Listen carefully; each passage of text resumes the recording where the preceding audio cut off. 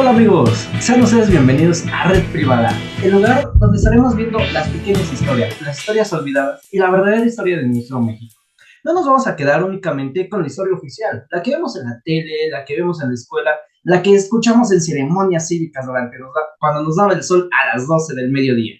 Aquí estaremos viendo todo lo que llena de saborcito, lo que da nuestra verdadera historia, que es muy rica, amigos míos. Y bueno, el día de hoy estamos en una fecha especial, amigos míos. Ese capítulo estará saliendo el día 15 de septiembre, día de nuestra independencia, el grito de independencia, amigos míos. Y qué mejor parte que hacer que hablar sobre ello. Y para el día de hoy tenemos a nuestro amigo Ángel Esquivel. Ángel, ¿cómo estás? Bien, bien, bien, aquí para aprender más de historia y trayendo un invitado especial.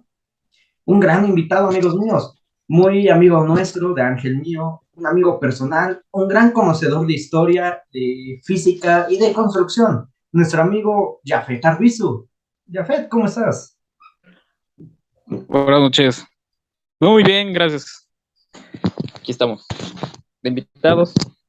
Gracias por invitarme, Ángel, y es un placer estar aquí con ustedes hoy en la noche. El placer es para nosotros, amigo. Y bueno, el día de hoy les prometimos una sorpresa, es nuestro gran invitado. Él es una persona que a lo largo del tiempo fue parte de la semilla generadora de Red Privada, una persona con la que pasamos mucho tiempo discutiendo sobre historia y diversos temas.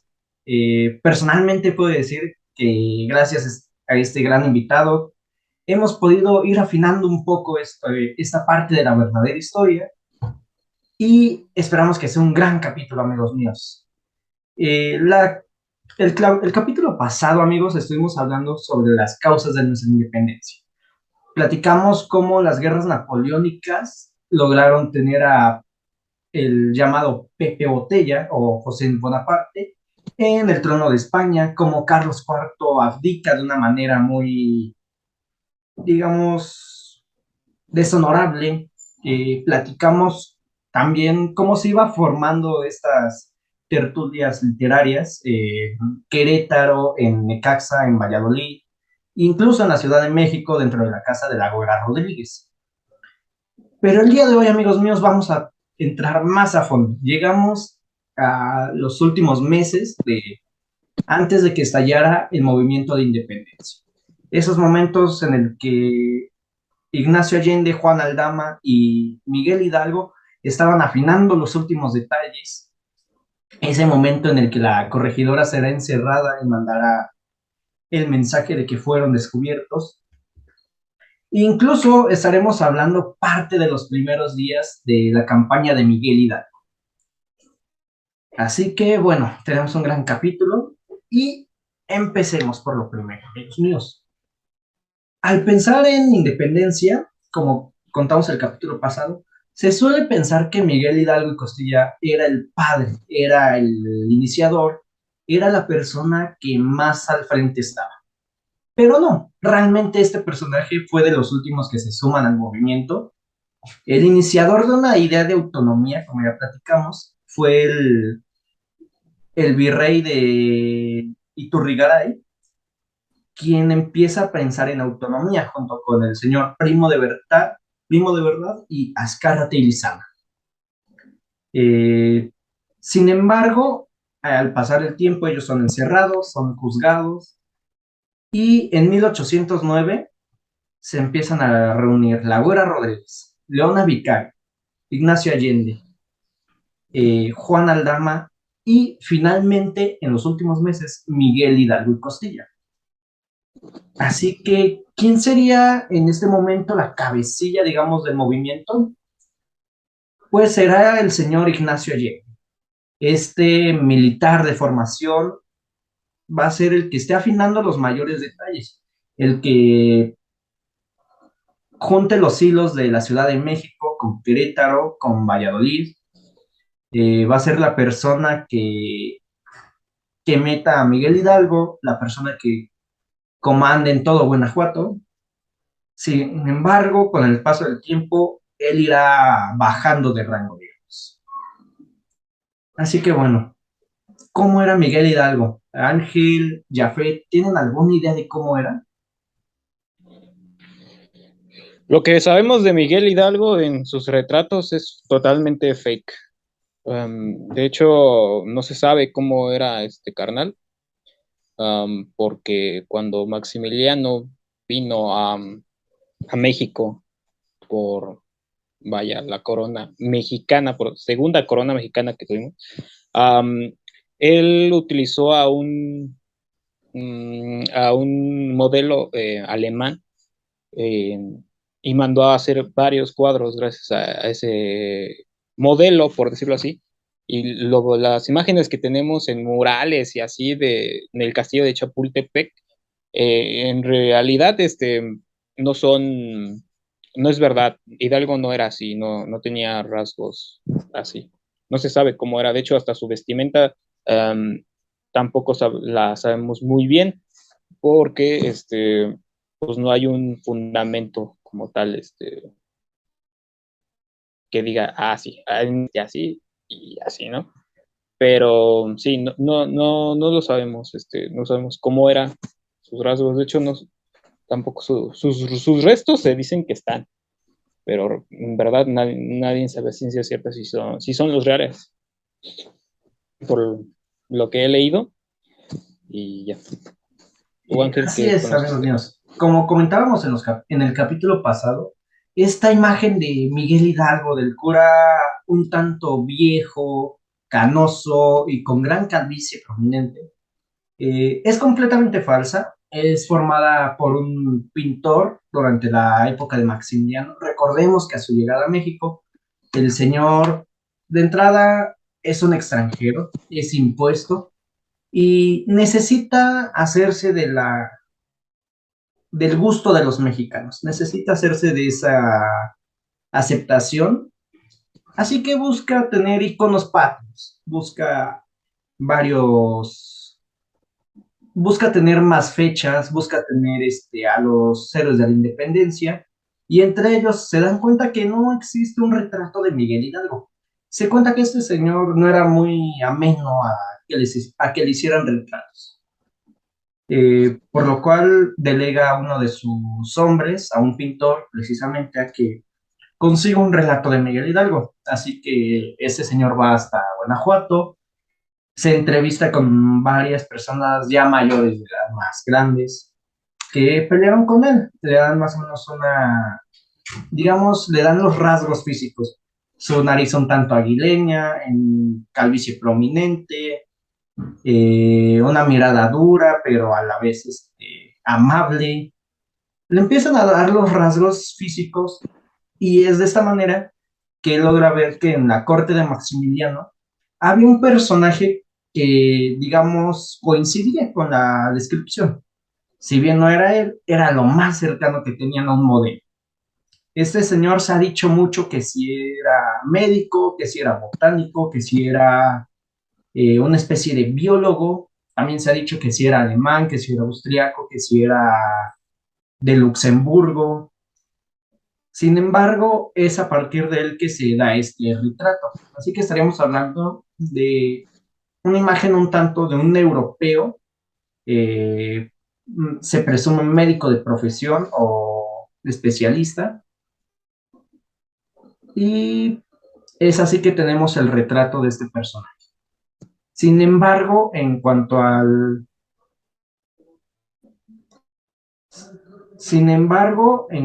a cómo era, digamos, en temperamento, ¿qué nos podrías contar, Ángel?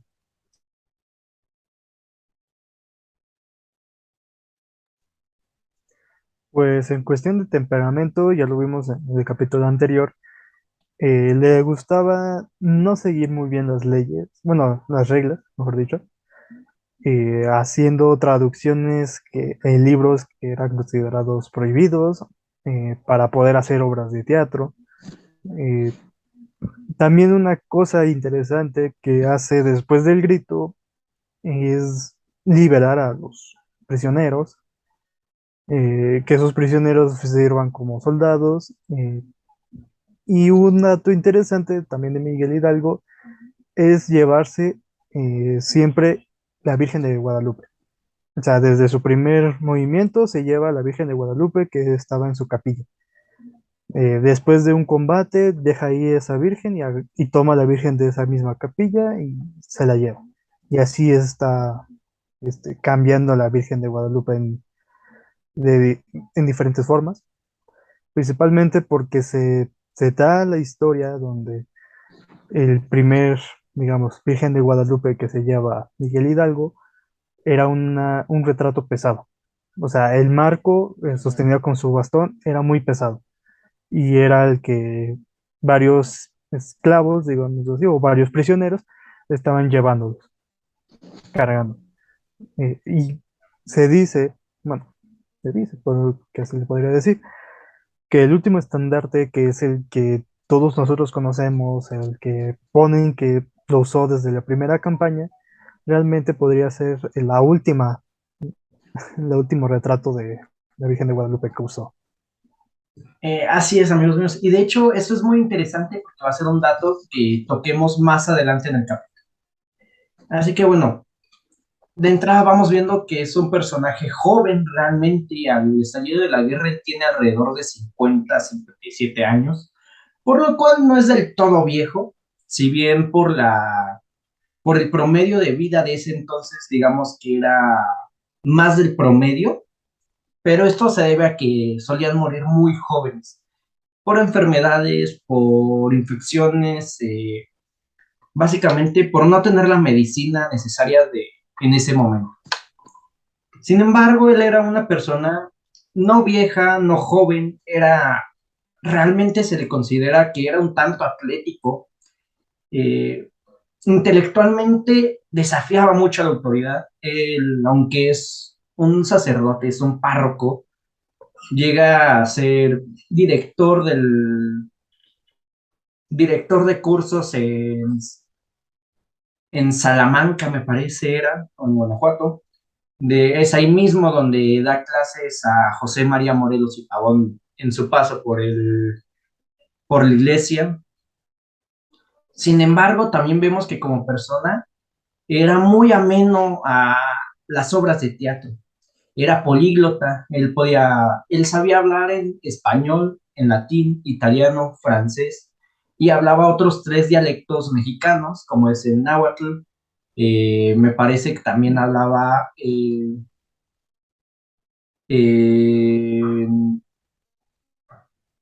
maya y me parece que en mixteca.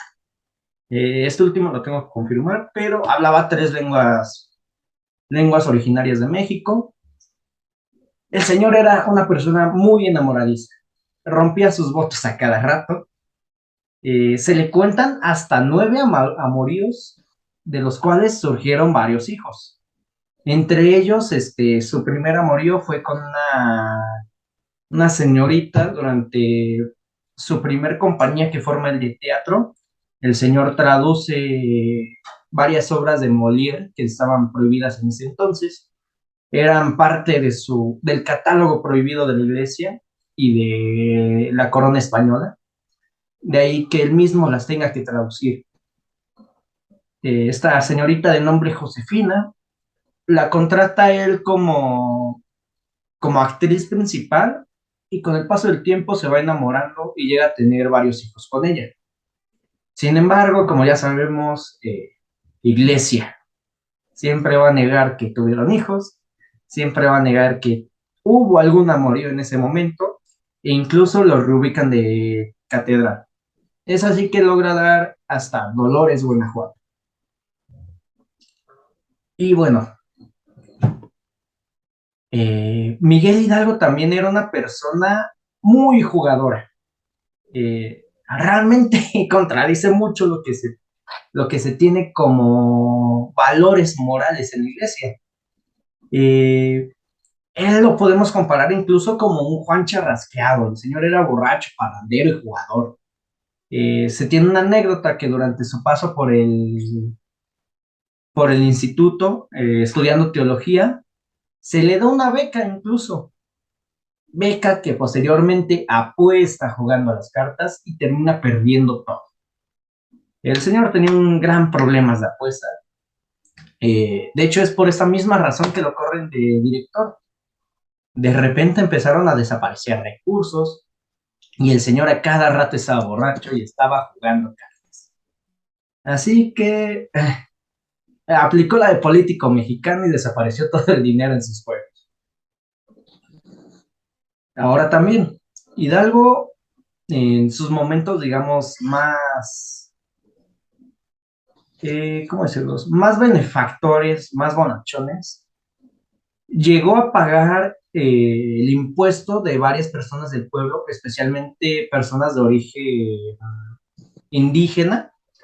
Como ya comentamos el capítulo pasado, en México se tenía un impuesto por vivir de 1 peso. Eso era para todos. Españoles, criollos, mestizos, indígenas, todos por igual pagaban 1 peso de impuesto por vivir en la Nueva España. Sin embargo, para financiar todas estas guerras que tenían con Francia contra Inglaterra, se sube de 1 peso a 5 pesos. Estamos hablando de un aumento del 400%. Es decir, si ahorita estuviéramos pagando, digamos, una renta de alrededor de 3,000 pesos, se las hubieran subido inmediatamente a 12,000. Y bueno, ¿qué castigo tenía este impuesto? A las personas que no pagaban se les castigaba con azotes públicos. Y dependiendo de la cantidad que debieran, era el número y la severidad de los azotes. Así que Miguel Hidalgo echó mano a su propia bolsa y aparte de la bolsa de la iglesia para poder pagar a estas personas de origen indígena, a estas personas, incluso se comenta que algunas eran completamente pobres para que no sean azotadas. También tenía, de ahí es que se va ganando el amor de la gente del pueblo de Dolores, y también debido a que el señor era un todólogo prácticamente. El señor sabía de carpintería, sabía de herrería, sabía de religión.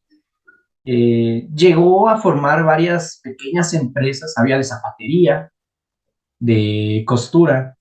Llegó a formar varias pequeñas empresas para poder emplear a estas personas y que, bueno, pudieran pagar sus deudas, pudieran tener una mejor forma de vida, un poco menos decadente.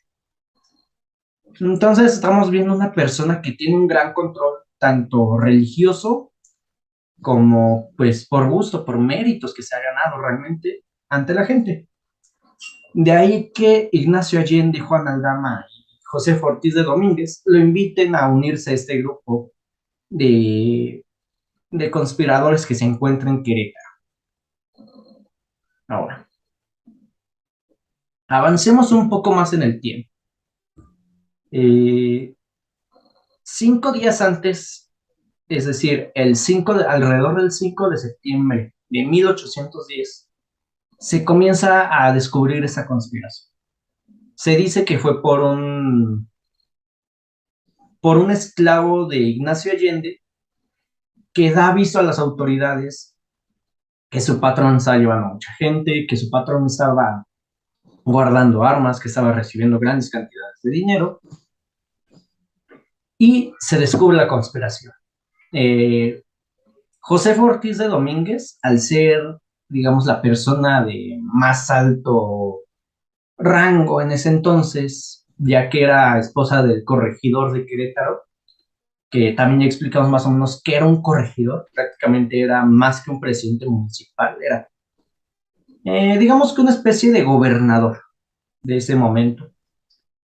Ella, al ser esposa del corregidor, es la primera persona que ponen presa y su esposo dará, digamos, echar un mano de sus influencias para que no sea apresada en las cárceles y tenga una especie de arresto domiciliario. Es ahí que logra mandar este mensaje. Por medio de clave Morse, digamos, con golpes en el piso, logra dar el mensaje a uno de sus criados y este sale inmediatamente a contactarse con Ignacio Allende. No con Miguel Hidalgo, como se ha venido contando. Si se dan cuenta en libros de historia, en libros, tuve que consultar incluso un libro de la SEP del ciclo escolar 2020 de historia para primaria, y se cuenta que fue del mensaje directo de José Ortiz a Miguel Hidalgo. Pues no, fue directamente a Ignacio Allende, ya que él era la cabecilla de este movimiento. Sin embargo, este personaje enviado no lo encuentra en su hacienda, no lo encuentra en su casa de San Miguel el Grande. Sin embargo, a quien logrará encontrar es a Juan Aldama. De ahí este mensajero se pierde y Juan Aldama irá a buscar a Ignacio Allende, que se encontraba con Miguel Hidalgo en Dolores, Guanajuato. Así que estamos hablando que de Querétaro se manda el mensaje alrededor de 2, 3 días a San Miguel el Grande, y igualmente 2 días aproximadamente después llega Juan Aldama y se encuentra con Ignacio Allende y Miguel Hidalgo. Tienen toda una plática, tienen toda una pequeña conferencia entre ellos tres para saber qué hacer. El levantamiento estaba completamente descubierto, estaban expuestos todos, desde el más pequeño armero que estaba prestando pistolas hasta ellos tres que eran las grandes cabezas. Literalmente se estaban jugando el pellejo. Así que Juan Aldama pide esperar un poco, no anticiparse, por miedo a que fracasaran igual que los levantamientos anteriores. Es en ese momento que entra a la habitación Miguel Hidalgo, que se comenta, tuve que encontrar varias crónicas. Se dice que el señor iba poniéndose unos calcetines, se estaba prácticamente vistiendo para dar inicio a todo, y dice: señores, no tenemos de otra más que ir a coger el gacho. Es decir, armar todo un levantamiento y dar el primer golpe. Ignacio Allende estará un poco inconforme, sin embargo sabe que es la única decisión que tiene. Si esperan más tiempo pueden ser apresados igual que Josefa. Si dan el golpe en ese momento, tienen todo para ganar y todo para perder al mismo tiempo. Así que será todo un albur para ellos en ese momento. Y bueno, madrugada del 16 de septiembre. Don Miguel Hidalgo tocará la campana de independencia. Otro mito por tirar. De entrada, no fue él quien tocó la campana, porque ni era campana. El que la toca es el campanero de la Catedral de Dolores. Si me permites contar más o menos, Claro que sí, Ángel. es una pequeña historia, realmente conlleva con esta parte que estamos hablando ahorita mismo, y es que antes de que suenen las campanas de la iglesia con el famoso campanario, realmente primero hace una pequeña llamada a los vecinos y en su patio tenía una pequeña campana, el cual, digamos así, declara la independencia de México, de cómo se va a iniciar y todo eso. Y ya después de ahí pide que los que quieran lo acompañen a la iglesia. Y ya es en la iglesia cuando le pide al campanario que toque, llamando a toda la gente del pueblo. Toda la gente del pueblo se acerca y comienza a recitar otra vez su idea independentista, comienza todo eso. Pero aquí viene lo dato chistoso, o interesante, mejor dicho, que es que la mayoría de toda esa gente, o mejor dicho, toda, por las altas horas de la madrugada, pues solamente escucharon lo que dijo, se regresaron a sus casas a dormir.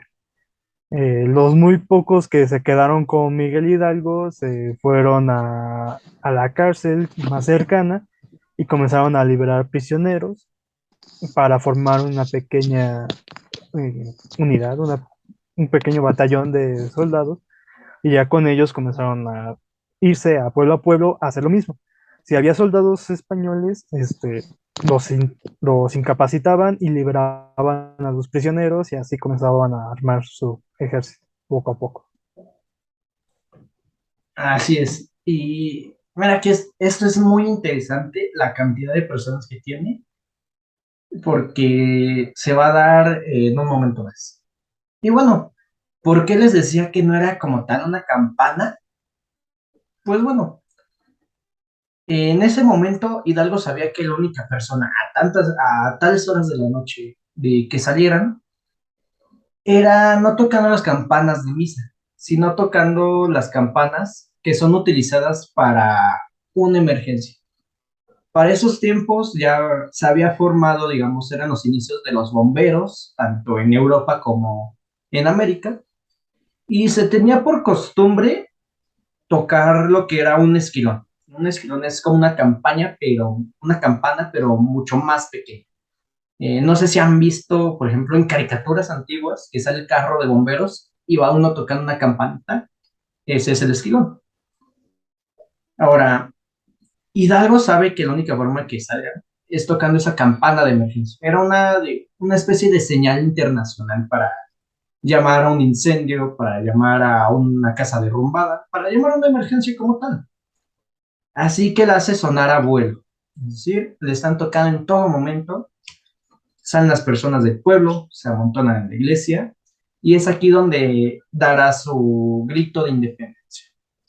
Grito que está muy controvertido hoy en día, porque tenemos historiadores como es Lucas Salamán, que dice que Miguel Hidalgo dijo, viva Fernando VII, viva la corona española, muera el margo, viva la Virgen de Guadalupe y muera el mal gobierno. Hay otros historiadores un tanto más liberales que cuentan que el grito fue, muera el mal gobierno, viva la Virgen de Guadalupe, viva, viva la nación y viva Fernando VII. Sin embargo, hay algo que se mantiene en todos, que es el mal gobierno y la Virgen. Esto va a ser parte del sello de Miguel Hidalgo hasta el último de sus días.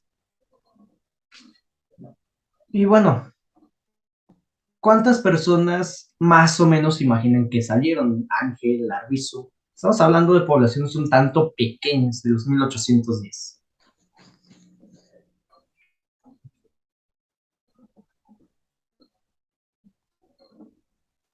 Pues así como la pequeña historia que te conté, pues realmente eh, pudo haber salido la gente mayor o la gente que logró escuchar la campana y de los que pocos que se reunieron, pero como te vuelvo a repetir, eh, si tomamos en cuenta la pequeña historia, estas mismas personas no todas se unan al movimiento al instante, sino que pues deciden retirarse otra vez a sus camas a dormir después de escuchar el grito. Eh, y es aquí cuando se comienzan a liberar a los prisioneros y se comienza a hacer todo el movimiento. Pues así es. Se cuenta que realmente salió casi todo el pueblo entero, pero de todas esas personas se quedaron alrededor de 200 o 300.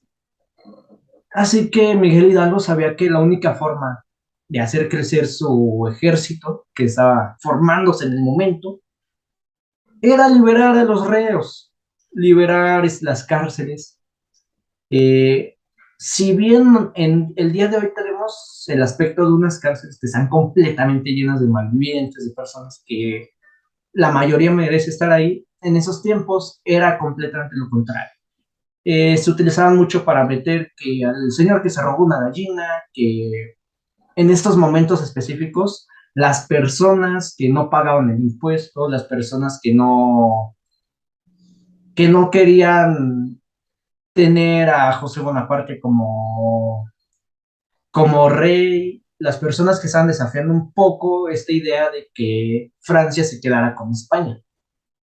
Así que muchos, al estar en la cárcel, ya no tenían nada que perder y tenían ideales de autonomía, cosa que hace que su ejército crezca de cerca de 200 personas a las 600. Sin embargo, como siempre, entre todas ellas se van a colar gente que van únicamente por gusto propio, que van por destruir, por saquear, por matar. Y este será parte del conflicto que tendrá más adelante con Ignacio Allende. En Hidalgo, en Dolores, se va a suscitar toda una carnicería contra un puñado del ejército que se encontraba ahí, y también se va a suscitar una gran rapiña. Se van a saquear tiendas, se van a saquear casas, conventos. Incluso Miguel Hidalgo, lo primero que hace después de liberar la cárcel es dar la orden de que se detenga a la máxima autoridad de la iglesia de ahí. Me parece que era un, un, un obispo, un sacerdote que estaba ahí en ese momento, pero esta persona, al ser de origen peninsular, era quien daba todo el aviso de lo que hacía Miguel Hidalgo a la Santa Inquisición. Y al siguiente día, esto fue domingo 16 en la madrugada, así que el domingo en la mañana habría misa. Tenía que detener al obispo para que no diera aviso ni a las autoridades ni a la Santa Inquisición. Así que tendremos el primer arresto y el primer... De ahí ya no se sabe nada de él. Se presume que fue de los primeros muertos incluso de la independencia.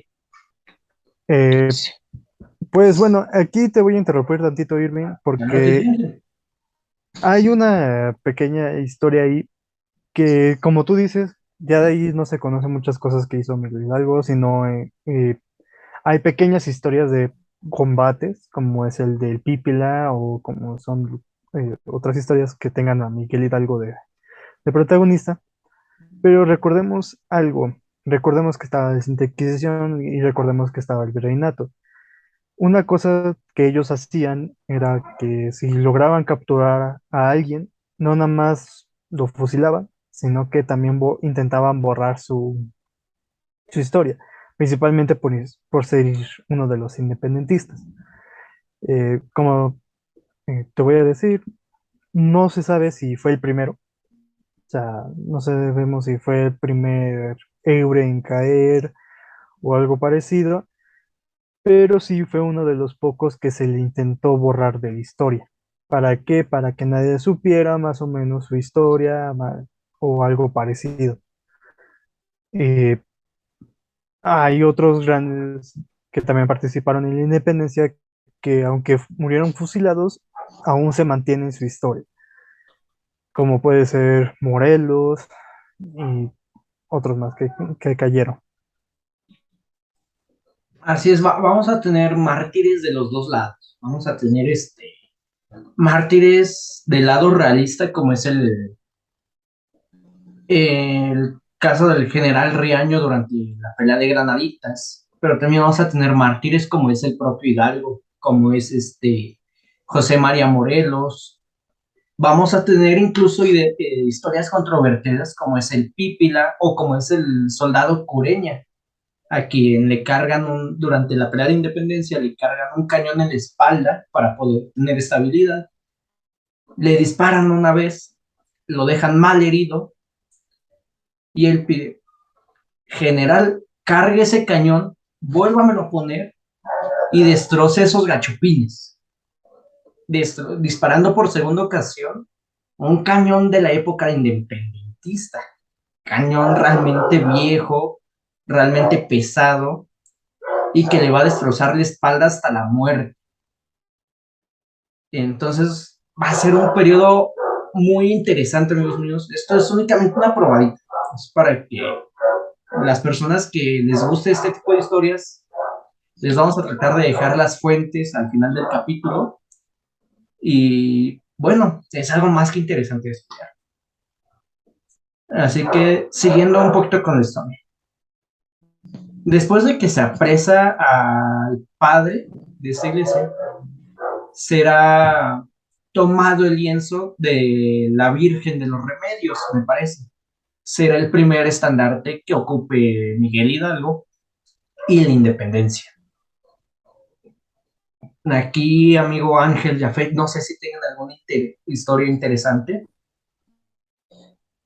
Que hubo, creo que, si no mal recuerdo, hubo un Nintendo, como tú dices, con la Virgen de los Ríos de los Remedios, o no me acuerdo si era de los Milagros o de la Merced, sino algo así más o menos me recuerdo, y que no jaló a mucha gente. Pero usando, pues vaya, porque es un cura, sabe qué es lo que puede atraer gente y a lo que no, ¿no? Entonces, al ver que no jalaba mucha gente con esa virgen, cambió a la de Guadalupe y de hecho, por ser un país, México siempre se ha catalogado como un país creyente católico, entonces yo creo que también jaló mucha gente con la imagen de la Virgen de Guadalupe y que, pues vaya, fue una jugada política para que muchos, um, por no decirlo así, gente del lado que es la mayoría, o sea, el lado pobre, proletario, se uniera también a sus causas del cura Hidalgo. Así es, y eso es muy interesante. También hay algo interesante con la imagen de la Virgen de Guadalupe, que recordemos que fue una de las primeras vírgenes nacidas en lo que es en México, porque recordemos que la Virgen de Guadalupe viene de herencia de una diosa náhuatl. Entonces, la conexión con esta virgen era aún más profunda que otra virgen que traída de Europa. Y pues esto es también lo que se consigue, atraer más gente. Así es, y es que al final del día es un padre y realmente es una persona muy inteligente, es una persona carismática que sabe mover en el momento. Eh, Hidalgo sabe que necesitan algo con que guiarse, un estándar.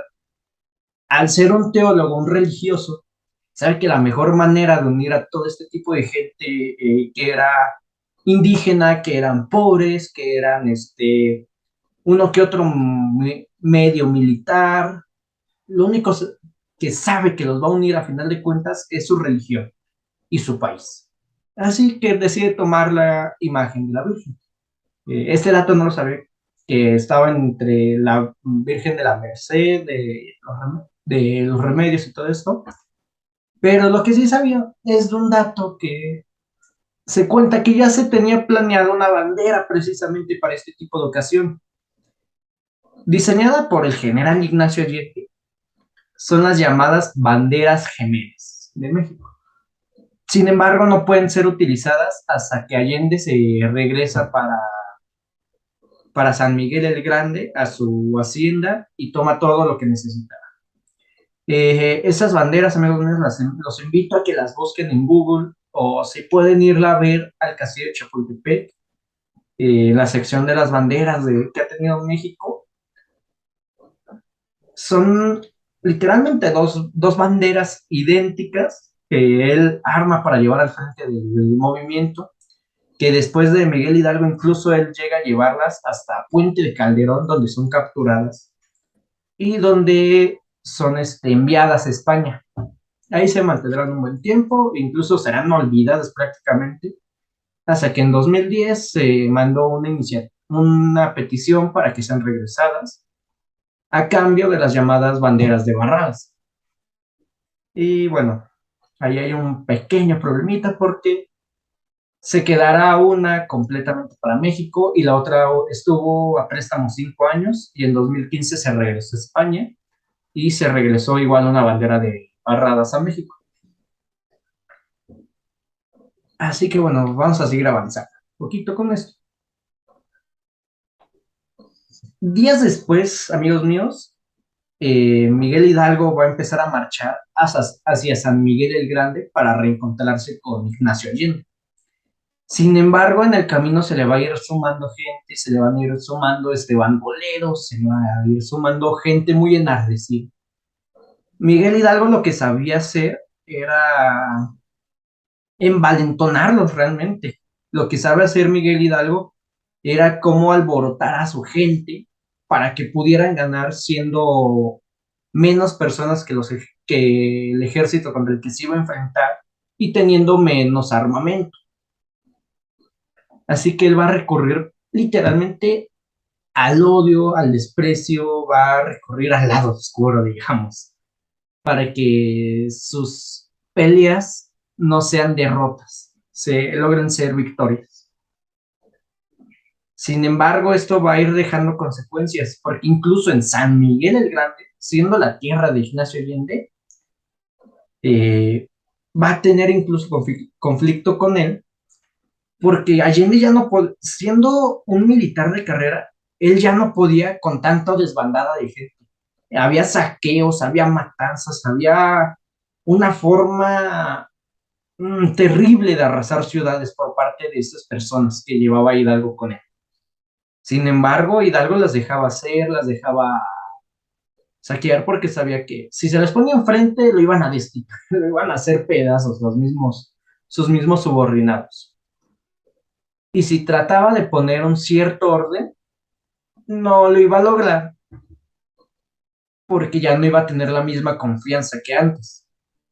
Así que él llega, digamos, a un medio en el que los va a dejar hacer lo que quieran, pero sin pasarse, digamos, con mujeres, con niños. Incluso días después, en Celaya se va a dar un juicio contra dos violadores y serán las primeras muertes ordenadas por Hidalgo dentro de su propio ejército.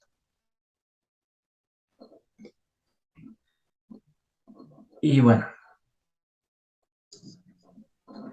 esto estamos hablando de que inició el domingo 16. Cerca de 5 días después, Miguel Hidalgo rompe un tanto con Ignacio Allende, tienen problemas y marcharán hacia Celaya. De ahí volverá a pasar lo mismo. Matanzas, se arrasa con ciudades, se arrasa con pueblos, va a haber saqueos, incluso van a saquear el panteón de Celaya. De ahí que Miguel Hidalgo tenga su excomunión por parte de la Inquisición. Él va a ser excomulgado desde antes de ser apresado. Y Ignacio Allende ya está hasta el tope de todo esto. Ya no puede. Dice, bueno, ¿sabes qué? Yo ya no puedo con tu gente. Vamos a volver a reorganizarnos. Y será aquí mismo en Celaya que Hidalgo asuma el mandato de este ejército, de este movimiento independentista.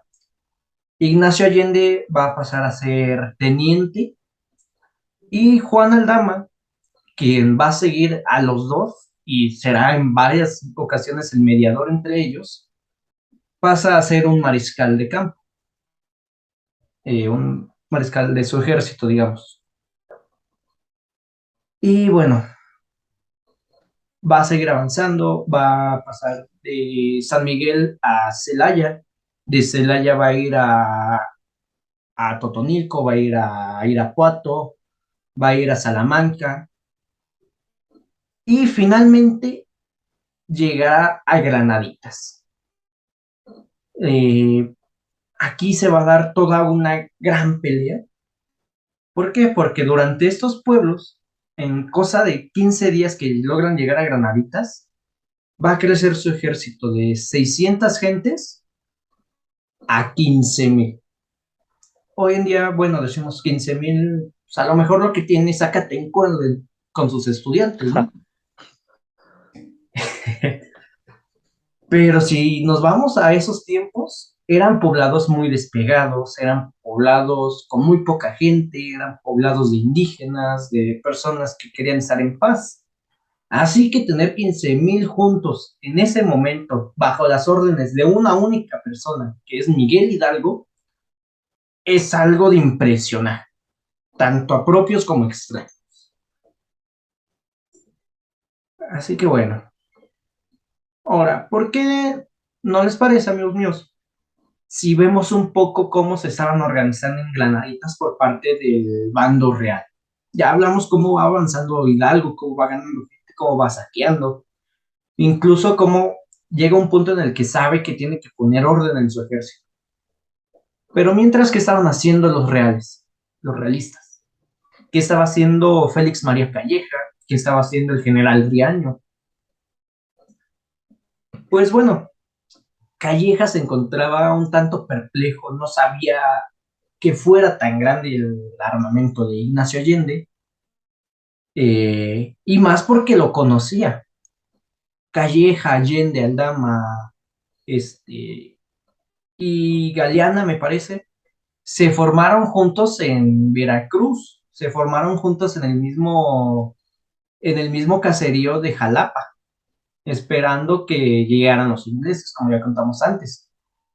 Si hubiera sido hoy en día, los señores hubieran incluso tenido una selfie juntos. Así que sabe qué tan bien preparado es Ignacio Allende militarmente.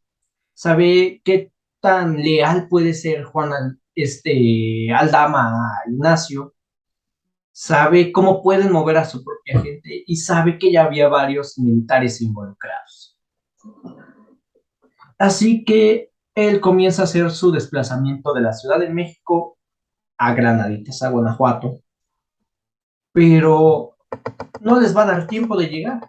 Incluso el general Riaño, quien era el encargado de la defensa del lugar, espera que Calleja llegue y Calleja le dice que tiene que esperar 2 días más.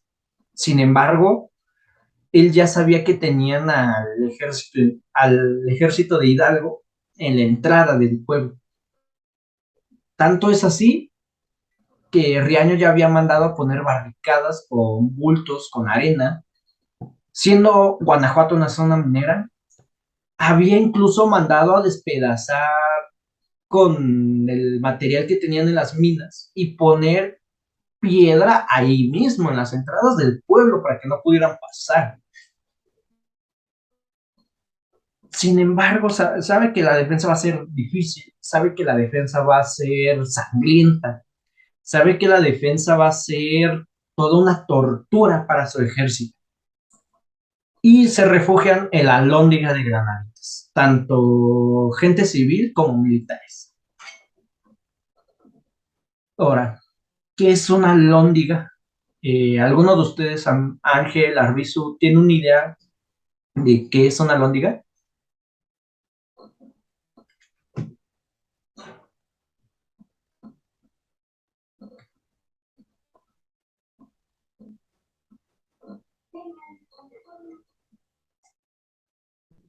Era un polvorín, ¿no? Según yo, según, según mal, si no mal recuerdo, era eso. Ah, no, no, ya. Ah, chale. Ok. No, no era un polvorín, ya vi, ¿por qué? No. Se convirtió posteriormente en un polvorín y también en un refugio prácticamente. Pero realmente No, una es- alhóndiga era como un ciro más o menos, en el cual guardaban granos, sí, llegaban a guardar pólvora en ocasiones, llegaban a guardar todo lo necesario de las cosechas, digamos, pero para todo el pueblo. Ahora, la Alhóndiga de Granaditas es muy curiosa su ubicación y su construcción, porque está casi al lado de un, ¿cómo se le dice? Un peñasco, un acantilado. Y tiene únicamente dos entradas la Alhóndiga de Granaditas. Una que da hacia el norte y una que da hacia el oeste.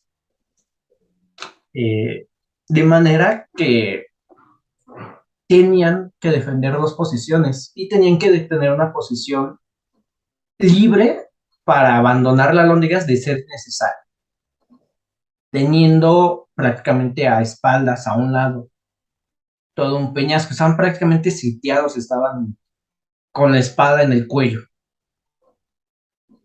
Y el general Riaño, aquí les digo de las historias, que vamos a tener mártires de ambos lados. El general Riaño va a tener una actuación formidable a ojos de historiador y a ojos de persona que le gusta aprender sobre batallas, porque él va a ser el primer muerto en un acto heroico de salvar a sus propios soldados, de meter a todos, de meter civiles.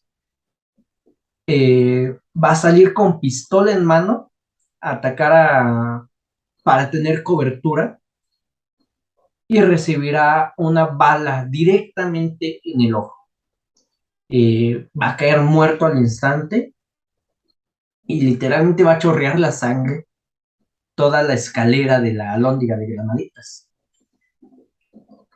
Su hijo, que estaba en ese momento, va a perder la cabeza. Incluso va a querer tomar el arma del general Riaño para atacar directamente a los insurgentes. Pero los mismos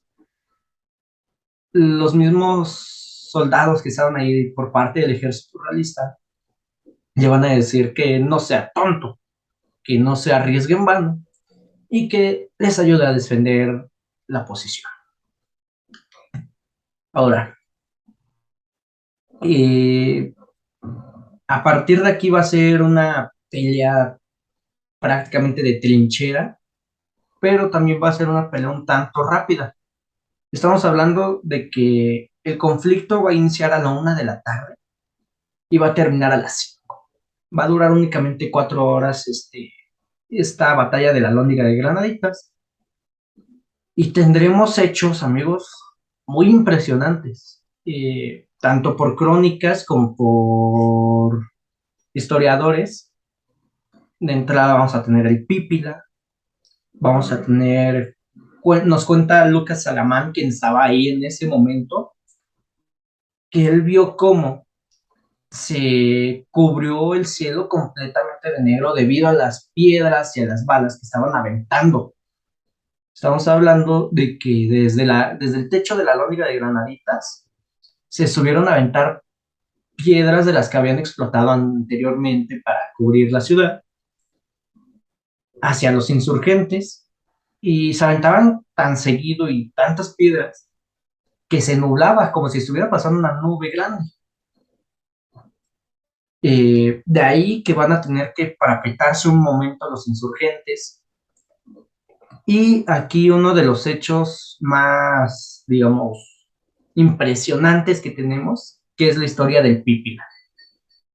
Ángel, Arvizu, me imagino que conocen la historia del Pípila. Sí, claro que sí.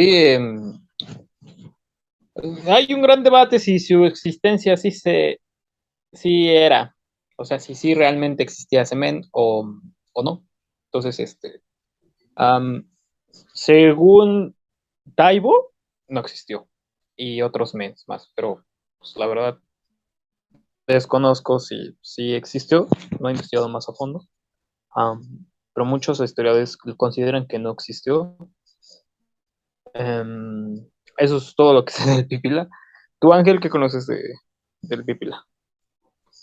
Bueno, en cuestión de historia sobre el Pipilat, ya sí todos lo sabemos, bueno, en cuestión de mexicanos, que fue una persona mandada por Miguel Hidalgo a quemar la puerta y que para, digamos, protegerse se le colocó una losa de cemento en la espalda para evitar las balas.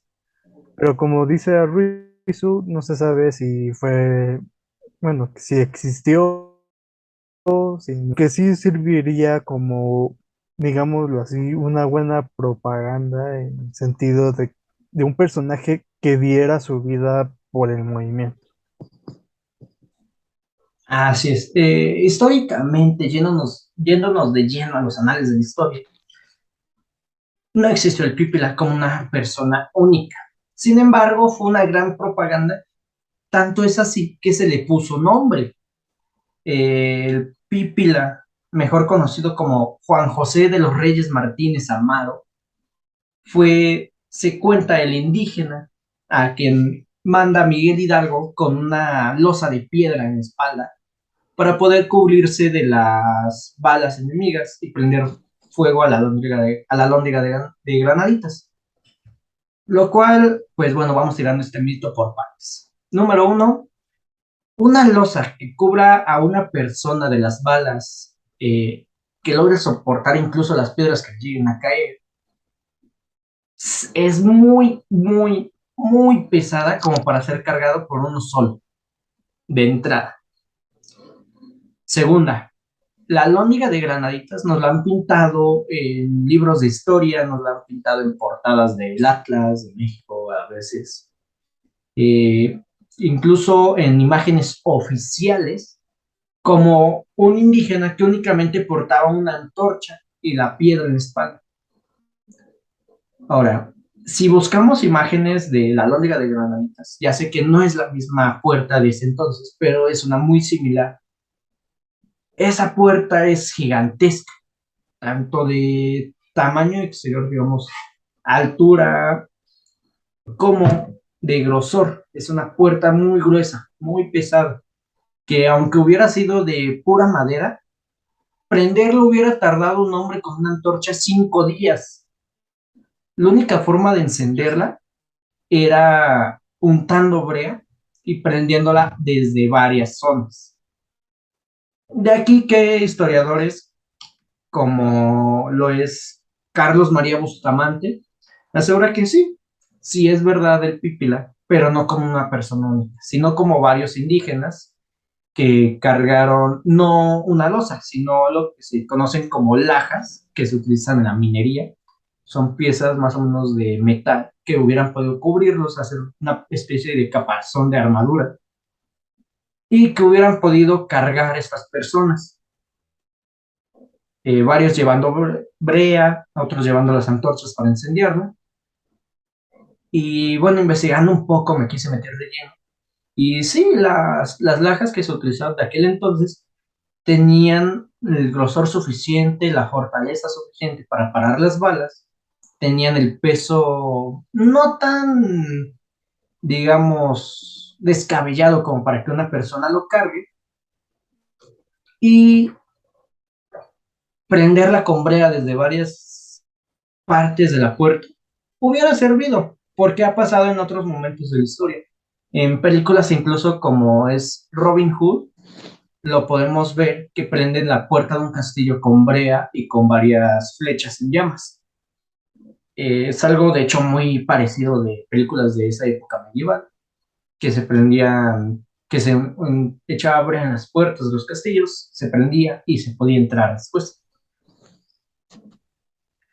Ahora, vamos a tener también historiadores como Lucas Salamán, que es una persona que estuvo en el momento, sabe de mano propia lo que pasó, pero también es una persona muy dura, muy conservador, y que llega a ser pequeños algunos personajes y encuentros de la historia. Sin embargo, él lo tacha completamente de mentira, tanto como una persona como varias. Sin embargo, a mí como amante de la historia, como mexicano, sí creo posible varios pípilas. No uno solo, sino varios. Y también por el hecho de que hayan tenido el valor de ir a este encuentro. Que no se quiera aceptar, bueno, tenemos otros hechos impresionantes en México, como es el soldado Cureña. Tenemos hechos impresionantes como incluso en la Revolución, tenemos hechos impresionantes en varios momentos de la historia. Como para demeritar y hacernos menos solamente porque existió o no existió un pípila. Así que bueno, continuando con esta pelea de granaditas, al ser derribada la puerta,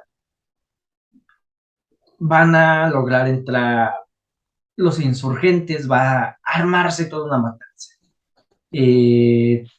Tanto así que llegan a los indígenas, los bandoleros incluso, llegan a desnudar a los españoles que había ahí en ese momento, civiles y soldados. Eso es un hecho muy divertido, porque se dice que los llegan a desnudar y cuando Miguel Hidalgo y Ignacio Allende les preguntan por qué, dicen, es que nos dijeron que eran el diablo y les estamos buscando la cola. Eh, Sin embargo, Allende llega a reprenderlos en ese momento porque él pensaba que incluso iban a llegar a violarlos y a mancillarlos completamente. Sin embargo, aquí vemos cómo era el trato hacia estos mismos indígenas, cómo se les envalentonaba, este, se les movía para que pudieran pelear. Al final del día, fue una matanza de 2.500 a 3.000 personas. Murieron soldados, murieron civiles, murieron mineros, murieron, sí, también gente de dinero, pero también llegaron a morir uno que otro niño que atravesaban el fuego cruzado, llegaron a morir mujeres, eh, una matanza total. Sin embargo, también un gran mérito para estos insurgentes poder tomar una fortificación de este tamaño y dejar un punto claro al general Calleja. No se van a rendir por nada. Van a arrasar lo que tengan que arrasar. Y el movimiento va a ser difícil de tumbar. Pero bueno, esto lo veremos más adelante, amigos míos. Lo veremos en capítulos posteriores. Eh, Ángel, Arbizu, algo que quieran decir en ese final de capítulo.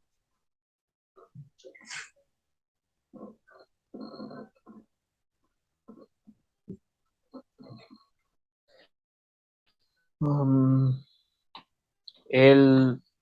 ¿Quién dijo que eran varios pipilas? Em, Eh, el historiador Carlos María Bustamante, historiador y escritor. ok. Aquí es donde les digo, tuve que consultar varias fuentes porque tenemos historias oficiales que nos dan un nombre completo de un pípila. Tenemos también historiadores completamente duros, completamente conservadores como Lucas Salamán, que van a decir, no, no hubo ni uno ni varios. Y digamos otros un tanto en el medio, como Bustamante, quienes van a decir, pues sí, pudieron ser varios, se tiene el registro de las lajas que se utilizaron, se tiene el registro de que se utilizó brea para encender la puerta, así que es lo más viable.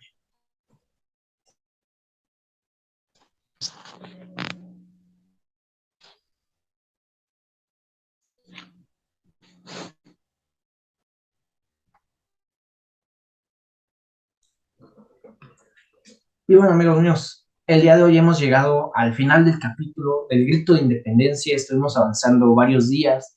Esta última batalla en Granaditas es alrededor de 20 días después, 15, 20 días después. Y bueno, un capítulo más de esta serie de la Independencia que estaremos tratando todo el mes de septiembre, posiblemente todo el mes de octubre. Y bueno, llegaremos hasta donde sea necesario, porque la Independencia de México la llevamos a ver en 1 o 2 meses en la escuela, incluso menos de un mes, y ya, va. Siendo que fue una Sí, lucha de 11 años, una lucha con muchas batallas, con muchas muertes, con muchos personajes que se llegaron a conocer entre sí. Tendemos a ver aislados a Miguel Hidalgo, a Allende y Aldama, y ahorita vemos que peleaban juntos. Vamos a ver después a José María Morelos, vamos a llegar a ver cómo la Güera Rodríguez, después de que se organiza, de que llegan a apresar a Hidalgo, hace todo un plan para matar al virrey. Tenemos muchas personas que se conocen entre sí. Es más, al final vamos a tener a Santana y a Iturbide peleando del lado insurgente.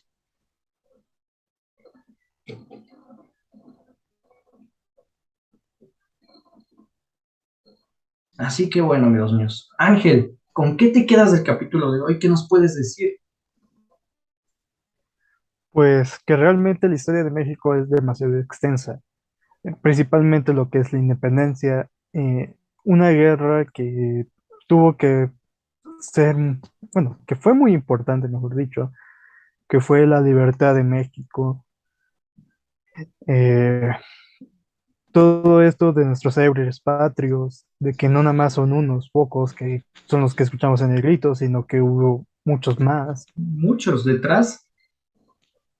También saber todo lo que tuvieron que, digamos, sufrir o lo que tuvieron que planear para poder realizar la independencia.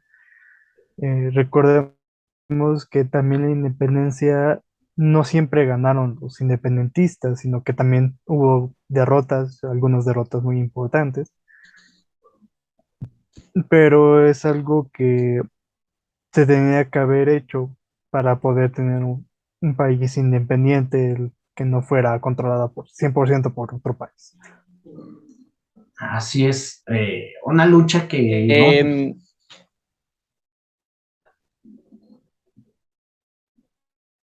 adelante, adelante. yo iba a decir algo. Am, Adelante. sí, bueno, entre ustedes, compañeros, Hidalgo quería un país autónomo, totalmente independiente, como nos los Eh, pintan en la primaria de que bien libertador y bien God. Depende. No. Yo Este, no, yo totalmente sé recu- que no. no, sí, se podría decir que depende porque recordemos el pasado antes de iniciar la independencia, cómo era Hidalgo de que no estaba a favor de algunas reglas, que no estaba a favor de algunas cosas y que lo retaba. O sea, el movimiento de independencia eh, sí tuvo que ver más o menos con Miguel Hidalgo en cuestión de que era la palabra que convencía, era la Una palabra persona que con mucho movimiento podía, de gente. ajá, era una palabra que podía mover mucha gente. Que tuviera el objetivo de buscar un país independiente, No. eh, no, No. no, Completamente. pero tenía esa, digamos, labia y digamos que estaba convencido de apoyar a los insurgentes en cuestión de la independencia. Así es, y es que, o sea, recorremos. Desde Iturrigaray en 1808 se empieza a hablar de autonomía, únicamente autonomía, pero por José Bonaparte. De ahí que incluso en el grito de independencia Hidalgo dice, viva Fernando VII. Ellos lo que querían era querían restablecer la corona española y en México lo que querían hacer era quitar al virrey, quien en ese momento había sido autoimpuesto por, no recuerdo si de gente misma de Francia o misma de aquí del virreinato. ¿Qué onda? Ahora, Oh, eh, Miguel Hidalgo, no, ideas independentistas no, a lo mucho autonomistas.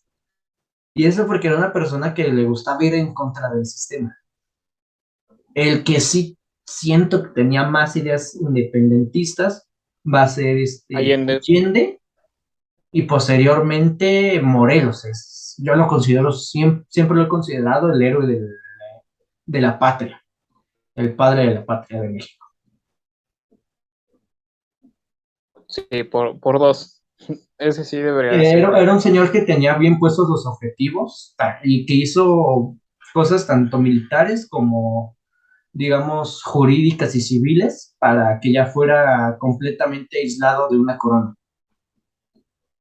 Aparte, bueno, a mí Hidalgo no le ayudó mucho que posteriormente en Guadalajara se va a declarar como Su Alteza Serenísima. Va a ser, de hecho, el primer persona que se declare de esta forma en México.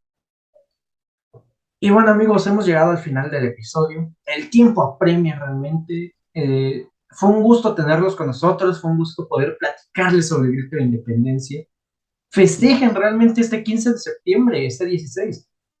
Griten, coman, beban, pero recuerden siempre ese sacrificio que hicieron los héroes de la patria, tanto los olvidados como los oficiales.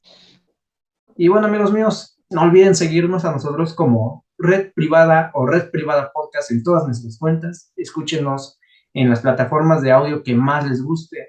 Véanos en YouTube. A mí pueden seguirme como Irving-RVS-CRZO en Instagram. A mi amigo Ángel lo pueden seguir como Ángel Esquivel. Arbizu, ¿cómo pueden seguirte? ¿Algún proyecto en el que estés trabajando?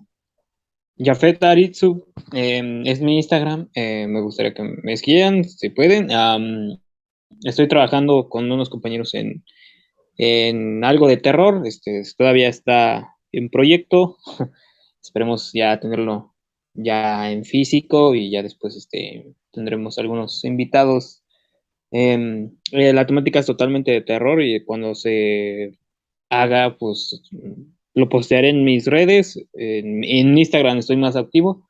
Ahí pueden checarlo. Y eso es todo, amigos. Y igual celebren la patria. Así es. Fue un gusto tenerte con nosotros, amigo. Ok, Esperamos también. tenerte en más capítulos. Tienes aquí las puertas abiertas. Y bueno, cuando tengas tu canal completamente listo, nosotros te vamos a difundir por aquí con nuestra pequeña audiencia. Así Ok. que, amigos míos, Y fue todo un también si gusto. somos invitados. Ajá. Posibles invitados, siempre tienes la carta en la mesa. Pues sí, ¿verdad? Así que, bueno, amigos míos, fue todo un gusto estar con ustedes. Hasta la próxima.